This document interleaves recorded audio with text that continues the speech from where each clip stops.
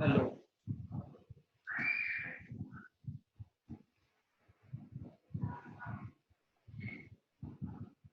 Introduction to CNC by Sushil Kumar. आज हम CNC machine के ऊपर डिस्कशन करेंगे कि सीएनसी मशीन क्या होती है।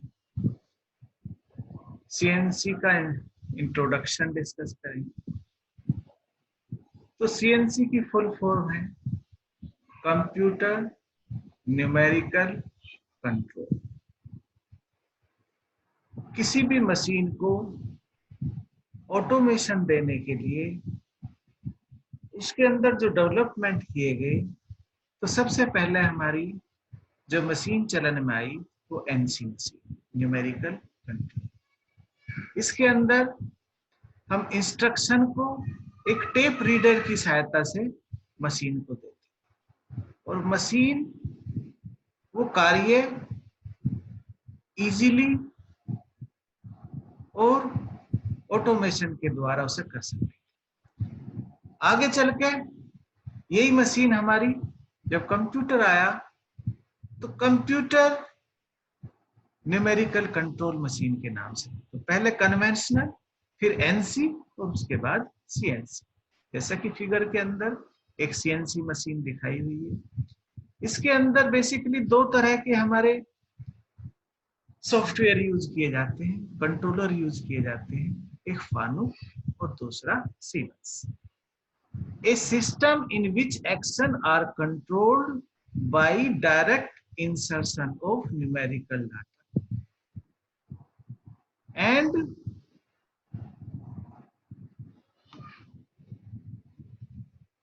at some point this system must automatically interpret at least some portion of this data। यानी कि जो भी निर्देश हम सीएनसी मशीन को देते हैं, सीएनसी मशीन उन इंस्ट्रक्शन के आधार पर कार्य करती है।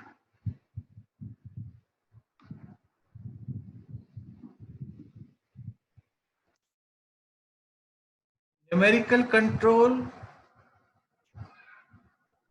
एक computer numerical control CNC machine का लाइन डायग्राम दिखाया गया है कि किस तरह सीएनसी मशीन को इंस्ट्रक्शन मिलते हैं, उन इंस्ट्रक्शन के आधार पर सीएनसी मशीन कार्य करती है।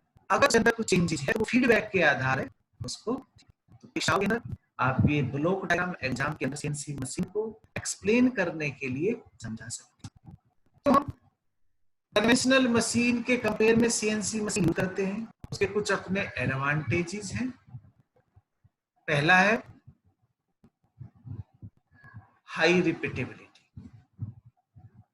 यानी कि रिपीटिशन का कार्य बहुत अच्छी तरीके से सीएनसी मशीन करती है। और प्रिसीजन कार्य, जहां एक्यूरेसी की आवश्यकता हो, एयरक्राफ्ट के पास प्रोडक्शन बहुत ज्यादा करना हो, हाई प्रोडक्शन करना हो, ये एक सीएनसी का एडवांटेज है।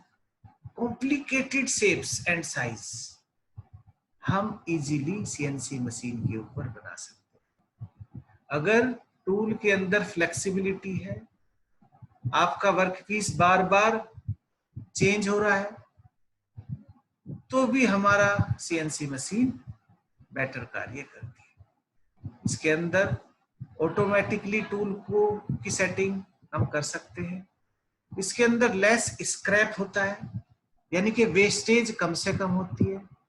सीएनसी मशीन की सेफ्टी भी अधिक है, प्रोडक्टिविटी अधिक है और क्वालिटी भी बेटर है। इसके अंदर अगर हम कन्वेंशनल से तुलना करें तो पेपर वर्क भी बहुत कम होता है और इसका लीड टाइम भी कम है। इसके बाद भी कुछ इसकी लिमिटेशंस या डिसएडवांटेजेस भी हैं। क्या है? कॉस्टली सेटअप और स्किल्ड ऑपरेटर की आवश्यकता है। मेंटेनेंस बहुत ज्यादा है, यानी कि अगर एक बार मशीन खराब हो जाए तो उसको ठीक कराना मुश्किल है। वेरियस टाइप के हमारे सीएनसी मशीन के लिए कंट्रोल सिस्टम यूज किए जाते हैं। दो तरह के हमारे सिस्टम होते हैं, ओपन लूप सिस्टम और close loop system.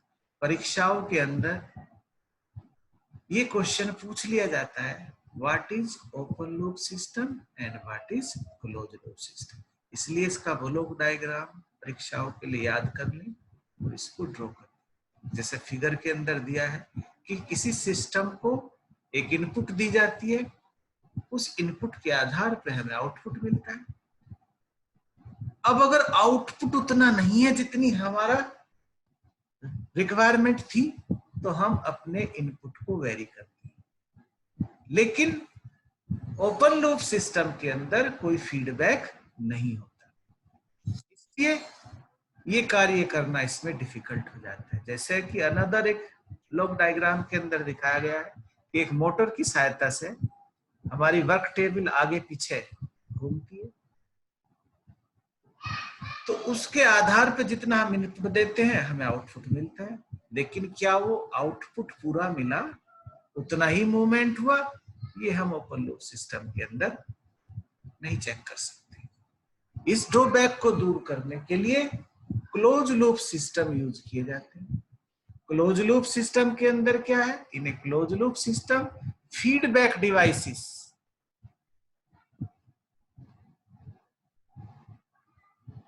closely monitor the output and any disturbance will be corrected for high system accuracy। तो अगर हम ऑप्शन है फीडबैक डिवाइस होती है जो कि मॉनिटर करे आउटपुट को, अगर उसके आउटपुट में कोई कमी है तो इनपुट को वेरी करके उस आउटपुट को करेक्ट करें। कि अगर हमें 1800 आरपीएम हमारा स्पिंडल पे चाहिए, हमने इनपुट दी और हमें आरपीएम 1800 नहीं मिल रहे, 1600 मिल रहे हैं, तो क्या करेंगे, हम उसको फीडबैक देंगे, वो इनपुट को अपनी वेरी करेगा और तब तक करता रहेगा जब तक हमें 1800 आरपीएम आउटपुट पे ना मिल जाए। एक दूसरे ब्लॉक डायग्राम द्वारा इसे समझें कि हम सर्वो मोटर की सहायता से टेबल को आगे पीछे मूव करते हैं। अब अगर वो करेक्ट नहीं है तो एक फीडबैक जाता है, फीडबैक कंपैरेटर के अंदर जाता है, कंपैरेटर उस फीडबैक को कंपेयर करता है और अगर उसके अंदर कुछ कमी है तो अपनी इनपुट को बदलाव करके सर्वो मोटर की इनपुट को बदल लेता है। इस तरह हमें एग्जैक्ट वैल्यू आउटपुट जो रिक्वायर्ड थी वो मिल जाती है। तो परीक्षाओं के लिए आप इसे अच्छी तरीके से तैयार कर लें। ओपन लूप सिस्टम क्या है, क्लोज लूप सिस्टम क्या है, दोनों में अंतर क्या है, तो परीक्षाओं के अंदर आप इसको बेटरली तैयार करके ले जाएं। नाउ मोशन कंट्रोल सिस्टम, पहला मोशन कंट्रोल सिस्टम है point two point, like drilling machine के अंदर एक पॉइंट पे हमें होल बनाना है तो फिर हमारा टूल जंप करके दूसरे पॉइंट पे चला जाएगा, दूसरे पे काम करने के बाद फिर तीसरे पे जंप करना, यानी कि जंप करने के दौरान बीच में कार्य नहीं करेगा, केवल उन बिंदुओं के ऊपर, उन पॉइंट के ऊपर ही हमारा कार्य होगा। This is point two point control in CNC.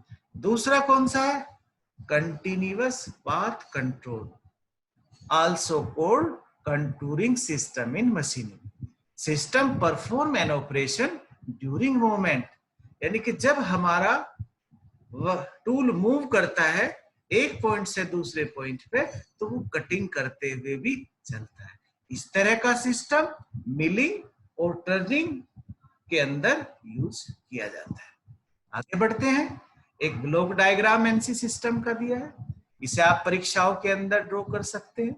एक हमारी ये मशीन है, इस मशीन को इंस्ट्रक्शन किससे मिल रहे हैं, मशीन कंट्रोल यूनिट से। मशीन कंट्रोलर की निर्देशों के आधार पर इंस्ट्रक्शन दे रहा है, प्रोग्राम के आधार पर। इनके सबसे पहले हम जो भी हमें कार्य करना है उस ड्राइंग के अनुसार एक प्रोग्राम बनाएंगे, प्रोग्राम को मशीन को फीड करेंगे, मशीन कंट्रोल यूनिट मशीन की भाषा में वो इंस्ट्रक्शन हमारी मशीन को देगा। एलिमेंट ऑफ सीएनसी सिस्टम, क्या क्या उसके पार्ट्स हैं, कुछ इनपुट डिवाइसेस होती हैं, सीपीयू होता है, मशीन टूल होता है, ड्राइविंग सिस्टम होता है, फीडबैक डिवाइसेस होती है और डिस्प्ले यूनिट होती है। हम इन्हें वन बाय वन डिस्कस करेंगे। पहला है इनपुट डिवाइस, यानी कि डाटा को सीएनसी मशीन देने के लिए जो डिवाइस यूज की जाती है उन्हें हम इनपुट डिवाइस कहते हैं। जैसे वो कंप्यूटर के लिए आपका कीपैड, माउस, ये क्या है? Input device. ऐसे सीएनसी के लिए इनपुट डिवाइस क्या क्या है?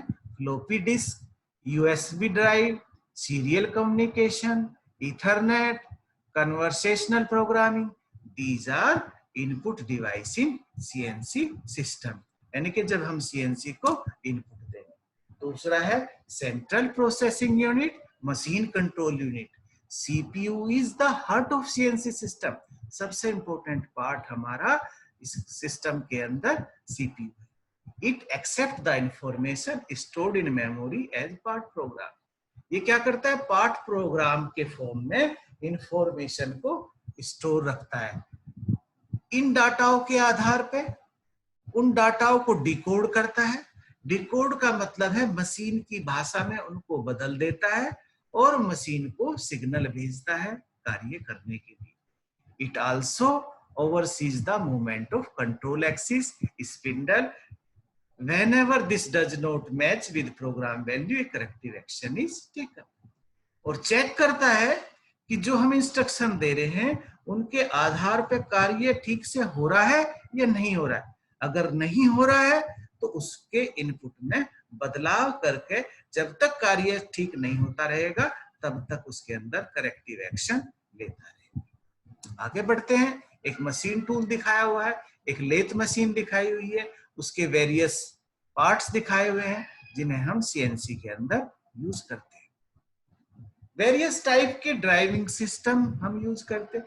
ड्राइविंग सिस्टम का मतलब है किनसे हमें एक्चुएशन मिलता है मशीन को, कैसे मशीन चलाई जाती है।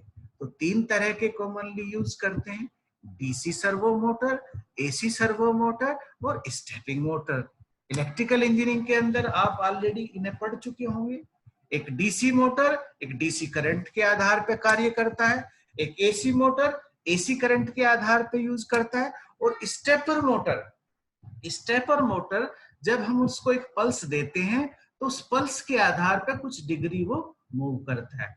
The stepper motor is known as by its property to convert a train of input pulse into a precisely defined increment in shaft position. Each pulse move the shaft through a fixed angle. यानी कि जब हमें आपको 10 degree, 5 degree, 1 degree कुछ movement देना है, पूरा movement नहीं देना, केवल एक भाग देना है, तब हमारे स्टेपर मोटर ऑटोमेशन के अंदर स्टेपर मोटर की काफी उपयोगिता है। डिस्प्ले डिवाइसेस, डिस्प्ले यूनिट का मतलब है एक हमारा जहां पे हम अपना आउटपुट देख सकते हैं। Display unit display position of the machine slide, spindle RPM, feed rate, part programme and graphic simulation of tool path. तो ये हम अपनी स्क्रीन के ऊपर, डिस्प्ले के ऊपर ये चीजें देख सकते हैं। इंटरपोलेशन मेथड, वेरियस टाइप के इंटरपोलेशन यूज किए जाते हैं, like in linear interpolation, circular interpolation, helical interpolation and parabolic cubic interpolation. किस तरह हमारा टूल मूव करता है ये हम इंटरपोलेशन के अंदर देखते हैं। अगर स्ट्रेट लाइन में है तो वो लीनियर इंटरपोलेशन, सर्कुलर आर्क में है तो सर्कुलर इंटरपोलेशन, और एक circular plus linear motion means helical, और प्रोबेबिलिक एंड क्यूबिक इंटरपोलेशन का मतलब है free from curve using higher order equation. जैसे फिगर के अंदर एक सर्कुलर इंटरपोलेशन दिखाया हुआ है कि किस तरह approximation of curve path in NC by series of straight line segment where tolerance is defined on only the outside of the nominal curve. कि किस तरह हमारे कर्व के अंदर टूल मूवमेंट करता है। machine axis are established according to the industry standard report कि किस तरह हमारी एक्सिस हमें लेनी है। मशीन के ऊपर सबसे पहले हम एक्सिस का सिलेक्शन करते हैं कि हमें बेसिकली आपकी वेरियस टाइप की एक्सिस होती हैं, Z axis, X axis and Y axis, जैसा कि फिगर के अंदर दिखाया गया है। X axis moves from right to left as you face the machine, Y axis move toward and away from you, the z axis is the spindle movement up and down, a move towards work is z, a move away from work is z plus।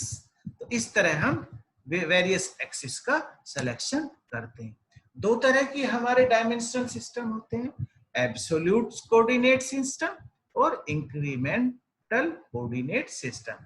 जब हम origin से reference measurement करते हैं तब हम absolute coordinate system use करते हैं, जब हम प्रीवियस पॉइंट से मेजरमेंट लेते हैं तब हम इंक्रीमेंट कोऑर्डिनेट सिस्टम यूज करते हैं।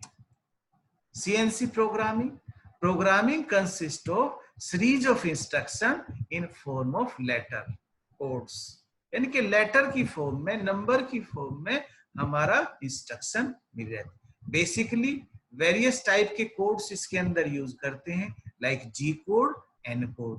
G code initial machining setup and establishing operation condition, ये हम G code के लिए यूज करते हैं। N code specify program line number to executed by the MCU. Axis code XYZ used to specify motion of slide along XYZ direction. Feed and speed codes F and S specify feed and spend. F किसके लिए use किया जाता है? Feed के लिए। S किसके लिए use किया जाता है? स्पिंडल के लिए। और XYZ किसके लिए यूज किया जाता है? मोशन के लिए। टूल के लिए कौन सा यूज किया जाता है? T, यानी कि आप कौन सा टूल यूज कर रहे हैं। Miscellaneous code, M code for coolant control and other activities, means M is for miscellaneous कार्य के लिए हम M कोड यूज करते हैं। धन्यवाद। आशा है कि आपको लेक्चर अच्छा लगा है। अगर अच्छा लगा हो तो वीडियो को लाइक करना, सब्सक्राइब करना और अपने एग्जाम की तैयारी करना और अच्छे मार्क्स एग्जाम के अंदर लेके आना। बार बार इसको आप तैयार करें, इसका अभ्यास करें और अभ्यास करके अपनी परीक्षाओं में अच्छे नंबर लेके आए।